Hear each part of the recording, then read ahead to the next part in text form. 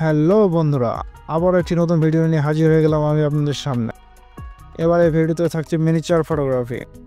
Google Gemini use করে কিভাবে আপনারা মিনিচার ফটোগ্রাফি ইউজ করবেন থাকছে এই ভিডিওতে। এই ভিডিওতে আমি আপনাদের দেখাবো কয়েকটি অসাধারণ এবং আউটস্ট্যান্ডিং প্রম্পট, যেগুলো দিয়ে আপনি খুব সহজে এরকম মিনিচার ফটোগ্রাফি তৈরি করতে পারবেন। ভিডিওটি যদি ভালো লেগে থাকে তাহলে অবশ্যই ভিডিওতে লাইক দিয়ে চ্যানেলটিকে সাবস্ক্রাইব করে দিয়ে যাবে। আর ভিডিও থেকে প্রম্পট কীভাবে কপি করবেন সেটা যদি আপনারা না পেরেছেন তাহলে অবশ্যই কমেন্টে জানাবেন, আমি সে নিয়ে ভিডিও তৈরি করে দেবো আপনাদের।